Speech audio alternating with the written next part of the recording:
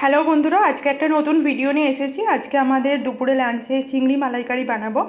তো সেই জন্য উপকরণগুলো বলে দিই। চিংড়ি মাছ বেছে ধুয়ে নুন হলুদ মাখানো আছে, লাগছে টমেটো পিউরি, পেঁয়াজ বাটা, টক দই, আদা বাটা, রসুন বাটা, কাঁচা লঙ্কা কুচি, নারকেল চেপে দুধটা বার করে নিয়েছি, শুকনো লঙ্কা গুঁড়ো, কাশ্মীরি লঙ্কা গুঁড়ো, হলুদ গুঁড়ো, এটা পোস্ত, মগজদানা আর কাজু বাদাম বাটা, আর ফোড়নের জন্য লাগছে তেজপাতা, শুকনো লঙ্কা, গোটা গরম মশলা। চলো এবারে চিংড়ি মালাইকারি স্টার্ট করা যাক। স্বাদ মতো নুন আর স্বাদ মতো চিনি লাগবে, সেটা আমি আগে ভিডিওতে বলতে ভুলে গিয়েছিলাম। দেখো বন্ধুরা, চিংড়ি মাছটা আমরা লাল লাল করে একটু হালকা লাল করে ভেজে তুলে নিয়েছি। এবারে আমি কড়ায় তেলে ফোড়ন দেব। গোটা গরম মশলা আর তেজপাতা শুকনো লঙ্কা ফোড়নে দিয়ে দিচ্ছি। কড়াতে এবারে ফোড়ন দেওয়ার পরে পেঁয়াজ বাটাটা দিয়ে দিলাম। দেওয়ার পর কিছুক্ষণ নাড়াচাড়া করবো। ভাজা ভাজা হয়ে গেছে, এবারে টমেটো পিউরিটা দিয়ে দিচ্ছি। দিয়ে কিছুক্ষণ নাড়াচাড়া করব। নাড়াচাড়া করার পর এবার রসুন বাটা দিয়ে দিচ্ছি। এরপর আদা বাটা দিয়ে দিচ্ছি।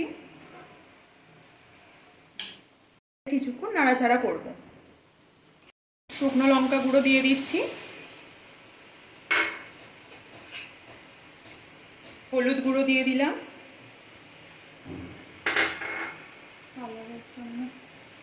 একটু কালারের জন্য কাশ্মীরি মির্চ ইউজ করছি।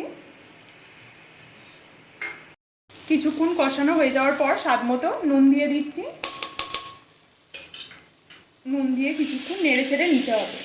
কষানো হয়ে গেছে। কষানো হয়ে যাওয়ার পরে ওই যে পোস্ত, মগজদানা, কাজু বাদাম বাটা যে ছিল সেই বাটাটা দিয়ে দিলাম।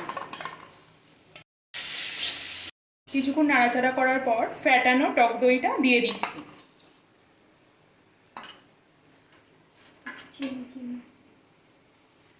স্বাদ মতো চিনি দিয়ে দিলাম।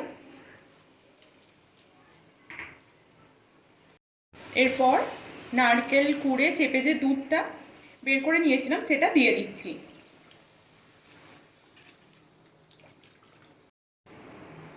এবার 10 থেকে 15 মিনিট এটা একটু স্টিমে রাখবো, ঢেকে দেব।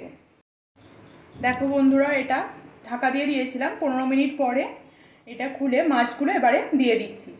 কিছুক্ষণ এটাতে চেরা 3টে যে কাঁচা লঙ্কা ছিল সেগুলো দিয়ে দিয়েছি। দেখো বন্ধুরা, আমাদের চিংড়ি মালাইকারি একদম রেডি লাঞ্চের জন্য। দেখতেই পাচ্ছ কত সুন্দর হয়েছে চিংড়ি মালাইকারি। এখানেই আমার ভিডিও শেষ করছি। আমার চ্যানেলটিকে প্লিজ সাবস্ক্রাইব করুন। আরও নতুন